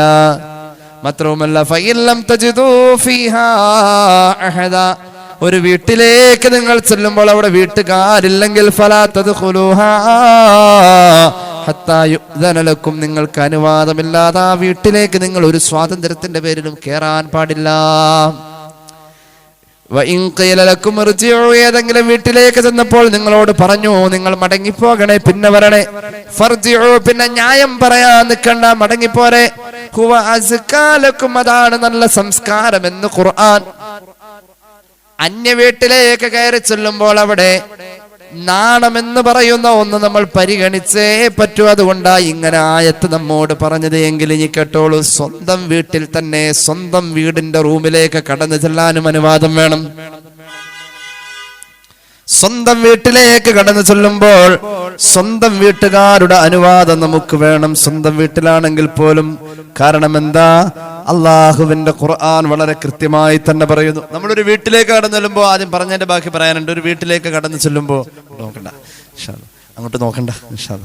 ഒരു വീട്ടിലേക്ക് കടന്നു ചെല്ലുമ്പോൾ നമ്മൾ ആ വീട്ടിലേക്ക് കടന്നു ചെല്ലുമ്പോൾ നമ്മൾ ആ വീട്ടുകാരന്റെ അനുവാദം സന്തോഷമൊക്കെ ഉണ്ടെങ്കിലും ചില ആളുകളുണ്ട് എന്തേ ഫോൺ വിളിച്ചാലും അറിയും ഉണ്ട് എന്ത് ആരാന്ന് മനസ്സിലായ ആരാ എന്ന് ചോദിക്കും. ആരാ നിങ്ങളുടെ ആദ്യം പറയാ, അതാണ് എൻ്റെ ഒരു മര്യാദ. വല്ല ആണ്ടിലും കൊല്ലത്തിലും. ഈ അടുത്ത ദിവസം ഒരാൾ എന്നെ ഫോണിൽ വിളിച്ചു.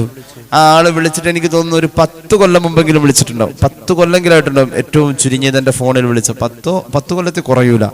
അത്രത്തോളം അത്രയും കാലം അകലെ വിളിച്ച ഒരാള് ഈ കഴിഞ്ഞ ആഴ്ച എന്നെ വിളിച്ചിട്ട് ചോദിച്ചു ആരാ. ഞാൻ പറഞ്ഞു എനിക്കറിയില്ല. ആരാ മനസ്സിലായില്ലേ? ഇല്ല. ശബ്ദം കേട്ടിട്ട് മനസ്സിലായില്ലേ? ഇല്ല. ആരാന്ന് പറ. ഞാൻ അറിഞ്ഞാലേ പറയാൻ പറ്റുള്ളൂ. പറയുക ആരാന്ന് വെച്ചാൽ ആളിങ്ങനെ കിടന്ന് ഉരുണ്ടി വിളിച്ചോണ്ടിരിക്കുക. സത്യത്തിൽ ദേഷ്യം വരും. ദേഷ്യം വരാതെ മാക്സിമം ഒന്ന് പിടിച്ചു നോക്കി പറയണില്ല. അവസാനം പറഞ്ഞിട്ടും എനിക്ക് മനസ്സിലാവണില്ല. പിന്നെ പറയാതെ മനസ്സിലാവും. പറഞ്ഞിട്ടും സംഗതി നമ്മുടെ നാട്ടുകാരനാണ്, പെരുമ്പാവൂരുകാരനാണ്. പക്ഷെ പറഞ്ഞിട്ടും എനിക്ക് മനസ്സിലാവണില്ല. ഈ ആരാ എന്തോ ഒരാവശ്യത്തിന് പണ്ടെങ്ങാണ്ട് വിളിച്ചതാണ്. ആ ആള് ഇപ്പൊ ഒരാവശ്യം വന്നപ്പോ 10 കൊല്ലം കഴിഞ്ഞപ്പോ ഏതാണ്ട് 10 കൊല്ലം ആയിട്ടുണ്ടാവും. കാരണം ഞാൻ കണക്കൂട്ടിയിട്ട് 10 കൊല്ലെങ്കിലും ആയിട്ടുണ്ടാവും. വിളിച്ചിട്ട് ആരാന്ന് വെച്ചാൽ അങ്ങനെ അതൊരു മര്യാദയല്ല. ആരാണെന്ന് ആദ്യം അങ്ങോട്ട് പറയണം. ഹലോ, ആരാണ്?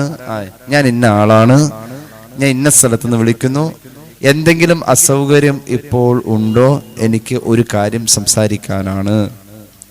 ഞാൻ ചെറിയൊരു അസൗകര്യത്തിലാണെന്ന് പറയാൻ ഈ ഫോൺ ഇപ്പുറത്തെടുത്തിരിക്കുന്ന ആൾക്ക് ഒരു മടിയുണ്ടാവും ചിലപ്പോൾ. അതിനു വേണ്ടിയിട്ട് അതിന് തന്നെ എന്ത് ചെയ്ത് വേണം? എന്തെങ്കിലും അസൗകര്യത്തിലാണോ? ഞാനൊരു കാര്യം, നമ്മുടെ SMK തങ്ങൾ അങ്ങനെ സംസാരിക്കാം. ഫോൺ വിളിച്ചു കഴിഞ്ഞാൽ എന്തെങ്കിലും അസൗകര്യത്തിലാണോ? എനിക്കൊരു കാര്യം പറയാനുണ്ടായിരുന്നു, എന്തെങ്കിലും സൗകര്യക്കുറവുണ്ടോ എന്ന് ചോദിക്കും. അതൊരു വലിയ അദബാണത്. അതൊരു ബഹുമാനമാണ്, അതൊരു മര്യാദയാണ്. അങ്ങനെ ചോദിക്കുന്നു. എന്ന പോലെ ഒരു വീട്ടിലേക്ക് കടന്നു ചെല്ലുമ്പോൾ ആരാ? ഞാനാണ്. ആര്? ഞാനോ? അങ്ങനെ ഒരു പ്രയോഗമുണ്ടോ? സ്വഹീഹുൽ ബുഖാരി, സ്വഹീഹ് മുസ്ലിം ഒരു ഹദീസ് പറയുന്നുണ്ട്. മഹാനായ ജാബിർ ഇബ്നു അബ്ദുല്ലാഹ് റളിയല്ലാഹു അൻഹു, വലിയ മഹാനായ സ്വഹാബിയ ജാബിർ, ഒരുപാട് ഹദീസ് പറഞ്ഞിട്ടുള്ള, ഒരുപാട് യുദ്ധങ്ങളിൽ പുണ്യ നബിയുടെ കൂടെ ബദറിലൊക്കെ പങ്കെടുത്ത സ്വഹാബിയ റളിയല്ലാഹു അൻഹു, വലിയ മഹാനായ ജാബിർ ഇബ്നു അബ്ദുല്ലാഹ് റളിയല്ലാഹു അൻഹു, അദ്ദേഹത്തിന്റെ വാപ്പ മരണപ്പെട്ടപ്പോ കുറച്ച് കടവും ബാധ്യതയൊക്കെ ഉണ്ട്. വാപ്പാടെ കടം വീട്ടണം. ഹബീബായ നബിയുടെ അടുക്കിലേക്ക് ചെല്ലാണ് വിവരം പറയാൻ. വാപ്പ മരിച്ചു നബിയെ, വാപ്പാക്ക് ഒരുപാട് ബാധ്യത ഉണ്ട്, എന്തെങ്കിലും ഒരു പരിഹാരം വേണം, ഈ ബാധ്യത വീട്ടണം. ഈ കടബാധ്യതയെ കുറിച്ചൊക്കെ പറയാൻ വേണ്ടിയിട്ട് അള്ളാന്റെ ഹബീബുമായി വലിയ അടുപ്പുള്ള ആളാണ് സല്ലല്ലാഹു അലാ മുഹമ്മദ് സല്ലല്ലാഹു അലൈഹി വസല്ലം. അങ്ങനെ ജാബിർ റളിയല്ലാഹു അൻഹു റസൂലുള്ളാഹിയുടെ വീട്ടിലേക്ക് ചെല്ലാണ്. ചെന്നപ്പോ ഖാല അതൈതു നബിയ സല്ലല്ലാഹു അലൈഹി വസല്ലം ഫീ ദൈനിൻ കാന അലാ അബി, എന്റെ വാപ്പാന്റെ കടവുമായി ബന്ധപ്പെട്ട കാര്യം സംസാരിക്കാൻ ഞാൻ നബിയുടെ വീട്ടിലേക്ക് ചെന്നു സല്ലല്ലാഹു അലൈഹി വസല്ലം. ചെന്ന സമയത്ത്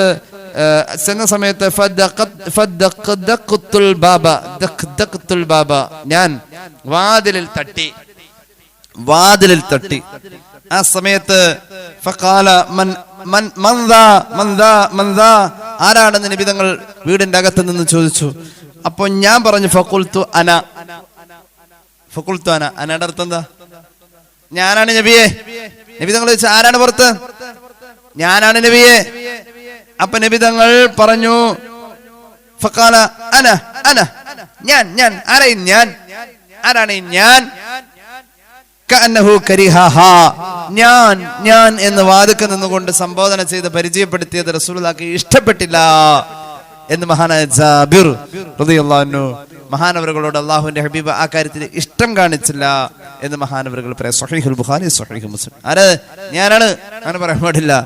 ഞാനാണ് ഇപ്പൊ അങ്ങോട്ട് ഒന്നും പറയാൻ പറ്റില്ല. ആദ്യം പേര് പറയണം, പിന്നെ പേര് പറഞ്ഞിട്ട് മനസ്സിലായില്ലേ വീട്ടുപേര് പറയണം, എന്നിട്ട് മനസ്സിലായില്ലേ ഇന്നാലിന്റെ വീട്ടുപേരിലുള്ള ഇന്നാളുടെ മകനാണെന്ന് പറയണം, എന്നിട്ടും മനസ്സിലായില്ലെങ്കിൽ നാട്ടുകാർ വിളിക്കുന്ന ഇരട്ടപ്പേരുണ്ടല്ലോ അത് പറഞ്ഞേ പറ്റൂ.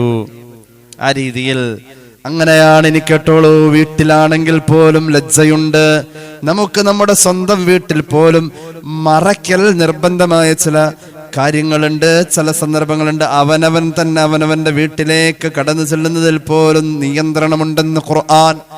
യാ അയ്യുഹല്ലദീന ആമനൂ ലിയസ്തദിൻകുമുല്ലദീന മലകത് അയ്മാനുകും വല്ലദീന ലം യബ്ലുഗുൽ ഹുൽമ മിൻകും സലാസ മറാത്ത് മിൻ ഖബ്ലി സ്വലാത്തിൽ ഫജ്ർ وحين تضعون ثيابكم من الظهيرة ومن بعد صلاة العشاء ثلاث عورات. അല്ലാഹുവിന്റെ ഖുർആൻ പറയുന്നു, നിങ്ങളുടെ കൂട്ടത്തിലെ ചെറിയ മക്കളാണേൽ പോലും വാപ്പയും ഉമ്മയും ഉറങ്ങുന്ന റൂമിലേക്ക് കടന്നു വരാൻ. ചെറിയ മക്കളോട് പോലും ഇത് പറഞ്ഞെങ്കിൽ വലിയ ആളുകളോട് ഇനി പറയേണ്ടതില്ല. وليستأذنكم الذين ملكت أيمانكم والذين لم يبلغوا الحلم منكم ثلاث مرات. 3 സന്ദർഭങ്ങളിൽ അനുവാദം ചോദിച്ചിട്ടേ റൂമിലേക്ക് കടന്നു വരാവൂ. മോൻ കിടന്നുറങ്ങുന്ന റൂമിലേക്ക്, മകന്റെ റൂമിലേക്ക് ഉമ്മ വരാനൊന്ന് വാതിലിൽ തട്ടണം, മോനെ എന്ന് വിളിക്കണം. കടന്നു വരാൻ പറ്റോ? പോരെ ഉമ്മ. മകളുടെ റൂമിലേക്ക് ഉപ്പ കടന്നു ചെല്ലാൻ. മക്കൾ വലുതായി, ചെറിയ കുട്ടികളാണെങ്കിൽ പോലും അനുവാദം ചോദിക്കണമെന്നാ പഠിപ്പിച്ചിരിക്കുന്നത്. ചെറിയ മക്കളോട് പോലും അനുവാദം ചോദിച്ചിട്ട് വരാവൂ എന്ന് പഠിപ്പിച്ചു വെക്കണം 3 സന്ദർഭങ്ങളിൽ. ഒന്നാമത്തേത് മിൻ ഖബ്ലി സ്വലാത്തിൽ ഫജ്ർ, സുബഹിക്ക് മുമ്പാണ് ബെഡ്റൂമിലേക്ക് മറ്റൊരാൾ കടന്നു വരേണ്ടത് എങ്കിൽ അനുവാദം ചോദിച്ചേ പറ്റൂ. സുബഹിക്ക് മുമ്പ് പറയാലോ സമയം. സുബഹിക്ക് മുമ്പ് 4 മണിക്ക് എഴുന്നേറ്റ് പഠിക്കാൻ എണീക്കുന്ന മക്കളുണ്ടാവും. വാപ്പാടെയും ഉമ്മാടെയും റൂമിലേക്ക് മക്കൾ കടന്ന് വരാതെ അവർ അനുവാദം ചോദിക്കാൻ വാതിൽ ലോക്കിടേണ്ടവരും ചിലപ്പോ. മക്കളോടത് പറയണം. ഒന്നെങ്കിൽ മുട്ടിയിട്ട് വരണം. മുട്ടിയിട്ട് വരാത്ത മക്കളാണ് എന്ത് ചെയ്യണം? ലോക്കിട്ട് എന്തായാലും ഉറപ്പായിട്ടും പിള്ളേര് മുട്ടും. അപ്പോൾ വാതിൽ ലോക്കിടണം, അല്ലെങ്കിൽ മുട്ടി വരാൻ, വാതിലിൽ തട്ടി വരാൻ അനുവാദം ചോദിച്ചു വരാൻ അവരെ പരിശീലിപ്പിക്കണം. ഒന്നാമത്തെ സമയം സുബഹിയുടെ മുമ്പ്. രണ്ടാമത്തെ സമയം ഉച്ചനേരത്ത് നിങ്ങൾ ചൂടെടുക്കുമ്പോൾ വസ്ത്രങ്ങൾ ഒരുപക്ഷെ കുറവായിരിക്കും ധരിക്കാൻ. ആ നേരത്തും ബെഡ്റൂമിലേക്ക് കടന്നു വരാൻ വീട്ടിലുള്ളവർ തന്നെ അനുവാദം ചോദിച്ചേ പറ്റൂ. സ്വന്തം വീട്ടിലെ കാര്യമാണ് പറഞ്ഞത്. മൂന്നാമത്തെ അഷ കഴിഞ്ഞ ഇഷ, അഷ അത്താഴം ഭക്ഷണം, അത് കഴിഞ്ഞ ഇഷ, അതായത് ഇഷാന്റെ മുമ്പാണ് അത്താഴമുള്ളത്. അഷ കഴിഞ്ഞിട്ടാണ് ഇഷ ഉള്ളത്. അപ്പൊ ഭക്ഷണവും കഴിഞ്ഞ് ഇഷാ നിസ്കാരവും കഴിഞ്ഞ് കിടക്കാൻ നേരം അങ്ങനെ ഒരു സമയമുണ്ട്. ആ സമയത്ത് ബെഡ്റൂമിൽ അഭയം പ്രാപിച്ചാൽ ആ ബെഡ്റൂമിലേക്ക് ഇനി മറ്റൊരാൾ കടന്നു വരാൻ അനുവാദം ചോദിച്ചേ പറ്റൂ എന്ന് ഖുർആൻ അത്രത്തോളം നമ്മെ ഇത് പഠിപ്പിച്ചിട്ടുണ്ട്. ഒരു മനുഷ്യന്, സ്ത്രീകൾക്ക് പ്രത്യേകിച്ച് ലജ്ജ നഷ്ടപ്പെട്ട ഈ കാലഘട്ടത്തിൽ അവരെ സംബന്ധിച്ച് സൗന്ദര്യ പ്രദർശനത്തിന്റെ ഭാഗമാണ്. എന്താണ് ബ്യൂട്ടി പറയാൻ വേണ്ടി എത്ര യൂട്യൂബ് ചാനലാ. ബ്യൂട്ടി സൗന്ദര്യം പഠിപ്പിക്കാൻ. ഇങ്ങനെ ചെയ്താൽ മുഖം നല്ലോണം വെളുക്കും, ഇങ്ങനെ ചെയ്താൽ അങ്ങനെയാവും ഇങ്ങനെയാവും എന്നൊക്കെ പറയാൻ എത്രയെത്ര ഉൽപ്പന്നങ്ങളെ പരിചയപ്പെടുത്താൻ സ്ത്രീകൾ തന്നെ, മുസ്ലിം സമുദായത്തിലെ സ്ത്രീകൾ തന്നെ അതിനൊരുപാട് സജീവമായിരിക്കുന്ന കാലഘട്ടത്തിലാണ് ഇത് പറയുന്നത്. ഞാൻ പറയട്ടെ, ഒരു പെണ്ണ് ജിഹാദ് ചെയ്ത കൂലി കിട്ടുന്നത് എപ്പോഴാണെന്നറിയോ? ജിഹാദുൽ മർഅത്തി ഹുസ്നു തബഉൽ, ഭർത്താവിന്റെ മുന്നിൽ അവൾ അവളുടെ സൗന്ദര്യം പ്രകടിപ്പിക്കാൻ വേണ്ടി കാണിക്കുന്ന ചമഞ്ഞൊരുങ്ങലുകൾക്ക് ജിഹാദിന്റെ കൂലിയുണ്ടെന്ന് സയ്യിദുനാ റസൂലുള്ളാഹി. മഹാനായ ഇമാം ഇസ്മായിൽ അൽ ഹഖ് അൽ ബറൂസവി റൂഹുൽ ബയാനിൽ ഈ സംഭവം രേഖപ്പെടുത്തുന്നതായി കാണാം. അപ്പൊ ലജ്ജയെ അള്ളാഹുവിന്റെ ദീന അങ്ങനെയാ പരിചയപ്പെടുത്തിയത്. ലജ്ജയെ അങ്ങനെയാ പരിചയപ്പെടുത്തിയത്. ഈമാനിനോട്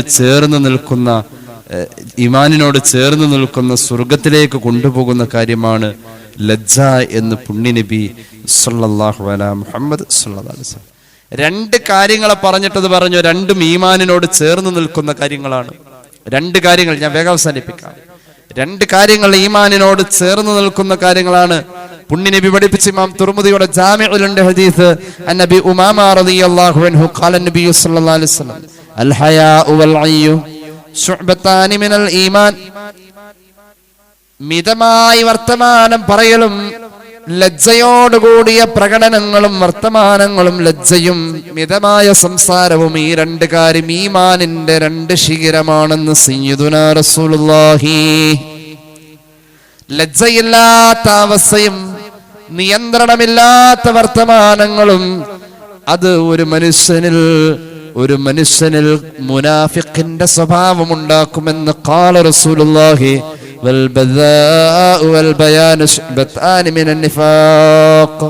മുനാഫിഖാവട്ടെ, ഇന്നൽ മുനാഫിഖീന ഫിദ്ദർകിൽ അസ്ഫലി മിനന്നാർ വലൻ തജിദ ലഹും നസീറാ. ഖുർആൻ പറഞ്ഞത് മുനാഫിഖ് നരകത്തിന്റെ ഏറ്റവും അടിത്തട്ടിലാണെന്ന് പരിശുദ്ധ ഖുർആൻ സൂറത്തുൻ നിസാ.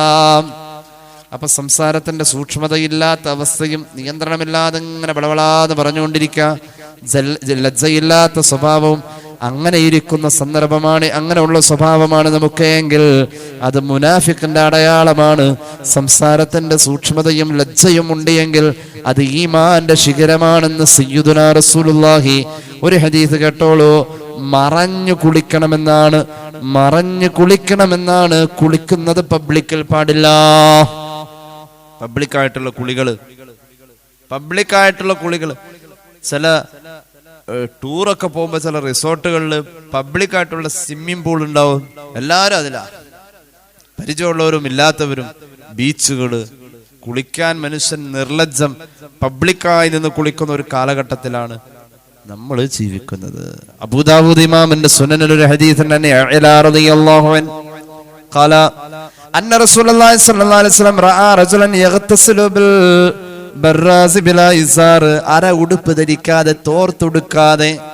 തോർത്താകുമ്പോ വലിയ തോർത്തുണ്ടല്ലോ, ചുട്ടിത്തോർത്തെന്ന് പറയും. മുട്ടിന്റെയും പൊക്കളിന്റെയും ഇടയിൽ മറഞ്ഞു തന്നെ ആണുങ്ങൾ ഉടുപ്പ് ഇട്ട് തന്നെ കുളിക്കണം എന്നുള്ളതാണ്. അര ഉടുപ്പ് ധരിക്കാതെ കുളിക്കുന്ന ഒരാളെ റസൂലുള്ള കണ്ടു. ആ സമയം അവിടുന്ന് ദേഷ്യം പിടിച്ചു.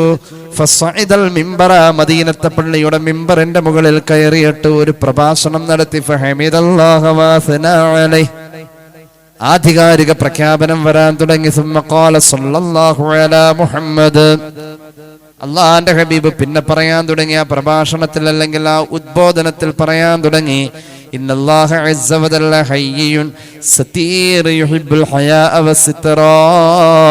അല്ലാഹു ലജ്ജയുള്ളവനാ, അല്ലാഹു മറച്ച് നടക്കുന്നത് ഇഷ്ടപ്പെടുന്നവനാ. അതുകൊണ്ട് നിങ്ങൾ മറച്ച് തന്നെ നടക്കണേ, ലജ്ജയെ നിങ്ങൾ സൂക്ഷിക്കണേ. കുളിക്കാൻ പോകുന്നവൻ ഉടുപ്പിട്ട് തന്നെ കുളിക്കണമെന്ന് ഖാല റസൂലുള്ളാഹി. അത് കുളിമുറിയുടെ അകത്താണേൽ പോലും അങ്ങനെയാണ്. അത് ഒഴിവാക്കല് കറാഹത്താണ്. ഇനി കേട്ടോളൂ, മഹാനായ ഹുദൈഫ റളിയല്ലാഹു അൻഹുവിന്റെ കൂടെ അള്ളാന്റെ ഹബീബിന് ഒരു യാത്ര ഉണ്ടായിട്ടുണ്ട്. ഒരു സന്ദർഭത്തിൽ ഹുദൈഫ റളിയല്ലാഹു അൻഹു പറയാണ്, യാത്രയുടെ ഇടയിൽ കുളിക്കാൻ നേരം അള്ളാന്റെ ഹബീബ് പറഞ്ഞു, മോനെ ഹുദൈഫ, ഒരു തുണിക്കണ്ടം പിടിച്ചുകൊണ്ടല്ലെങ്കിൽ ഒരു മറച്ചു പിടിക്കാൻ പറ്റുന്ന ഒരു മറ കൊടുത്തുകൊണ്ട് പറഞ്ഞു, ഞാൻ കുളിച്ചു കഴിയുന്നത് വരെ നീ ഒന്നും മറച്ചു പിടിക്കുമോ ഹുദൈഫ എന്ന് ഖാല റസൂലുള്ളാഹി. ഹുദൈഫ റളിയല്ലാഹു അൻഹു പറഞ്ഞു, ഞാൻ മറച്ചു പിടിച്ചു. എന്നിട്ട് റസൂലുള്ളാ എനിക്ക് കുളിക്കാൻ നേരം പറഞ്ഞു, ഞാനും മറച്ചു പിടിക്കാം, നീ കുളിച്ചോ എന്ന് പറഞ്ഞു. അള്ളാന്റെ ഹബീബ് എനിക്ക് മറച്ചു പിടിക്കാൻ തയ്യാറായി. സല്ലല്ലാഹു അലാ മുഹമ്മദ് സല്ലല്ലാഹു അലൈഹി വസല്ലം.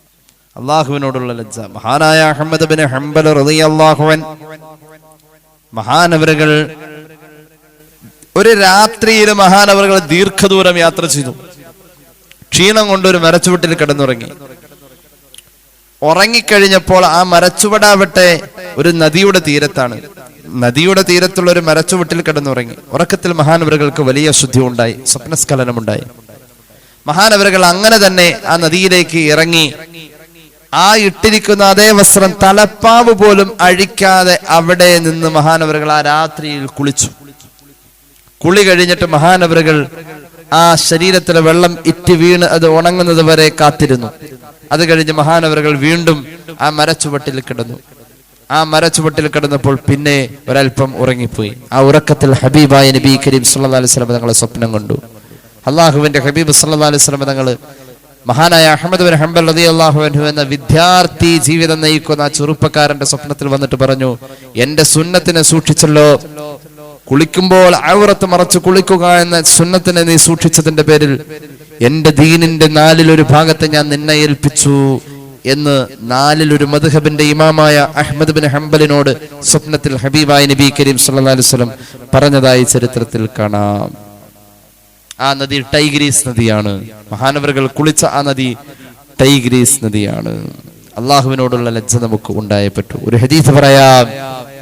സിറാജുൽ മുനീർ പോലെയുള്ള ഗ്രന്ഥങ്ങളിൽ കാണുന്ന വളരെ പ്രശസ്തമായ ഒരു ഹദീസിൽ കാണാം, രാത്രി കാലങ്ങളിൽ നഗ്നരായി കുളിക്കുന്ന ആളുകൾക്ക് ഭ്രാന്തി എന്ന് പറയുന്ന രോഗം വരാം, മാനസിക രോഗങ്ങൾ ഉണ്ടാവാം.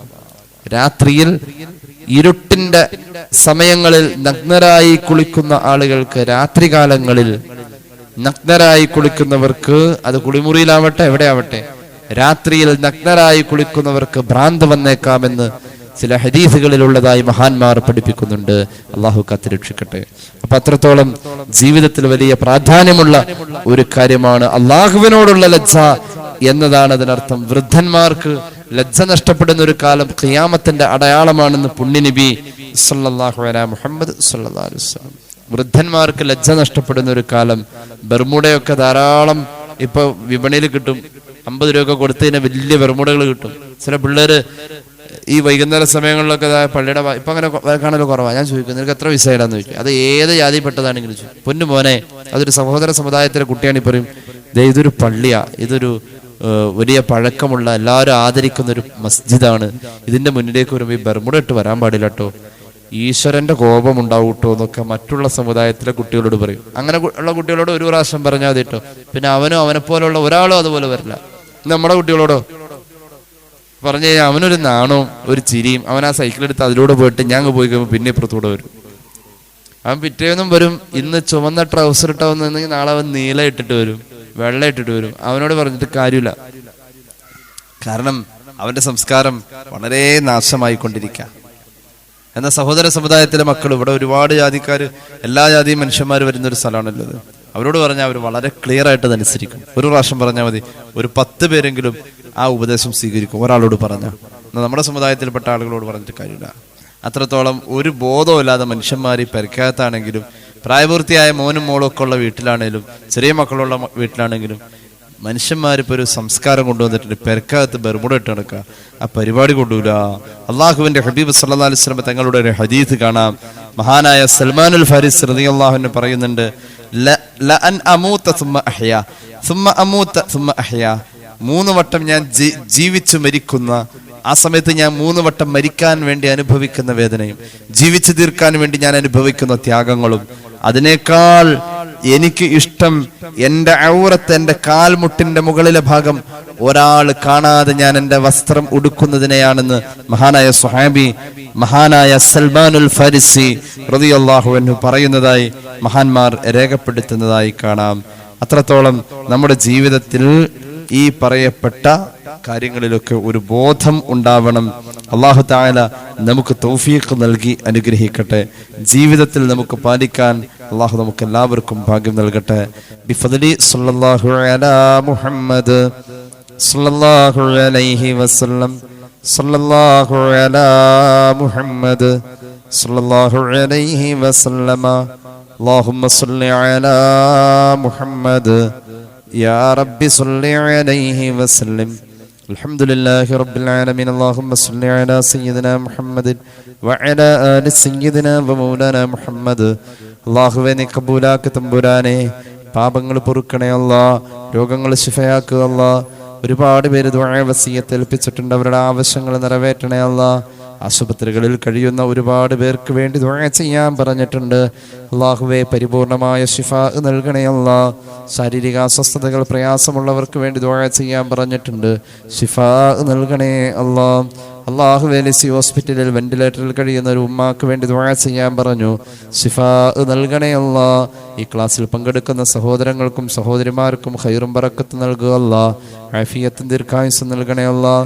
ഇവിടെ കൂടിയിരുന്ന ആമീൻ പറയുന്നവരുടെ ഹലാലായ മുറാദ് ഹാസിലാക്കണേ അല്ലാഹ്. എക്സാമുകൾ അഭിമുഖീകരിക്കുന്ന ഞങ്ങളുടെ മക്കൾക്ക് പരിപൂർണ വിജയം നൽകണേ അല്ലാഹ്. ഞങ്ങളുടെ പ്രവാസി സഹോദരങ്ങൾ, മക്കൾ, സുഹൃത്തുക്കൾ എല്ലാവർക്കും ഖൈറും ബറക്കത്തും നൽകുക അല്ലാഹ്. അല്ലാഹുവേ ഞങ്ങളുടെ കൂട്ടത്തിൽ, കുടുംബത്തിൽ ദുആ കൊണ്ട് വസിയത്ത് ചെയ്ത ബന്ധത്തിൽ ഗർഭിണികളായ സഹോദരിമാരുണ്ട്. ആരോഗ്യമുള്ള വൈകല്യങ്ങളില്ലാത്ത സ്വാലിഹീങ്ങളായ മക്കളെ നൽകണേ അല്ലാഹ്.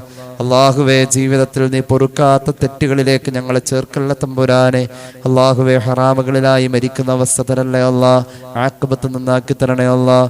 റജബും ശഅബാനും റമളാനും ഞങ്ങൾക്ക് നീ അനുകൂലമാക്കണേ അല്ലാഹ്. അല്ലാഹുവേ ഞങ്ങളുടെ അമലുകൾക്ക് നീ ഇരട്ടി പ്രതിഫലം തന്ന് അനുഗ്രഹിക്കണേ അല്ലാഹ്. അല്ലാഹുവേ ഞങ്ങളുടെ ആഖിബത്ത് നന്നാക്കണേ അല്ലാഹ്. അറിവിൽ ബറക്കത്ത് നൽകുക അല്ലാഹ്. അമൽ ചെയ്യാനുള്ള ഭാഗ്യം നൽകണേ അല്ലാഹ്.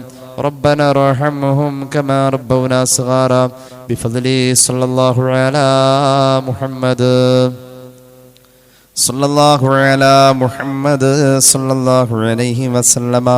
اللهم صل على محمد يا رب صل عليه وسلم. السلام عليكم ورحمة الله وبركاته.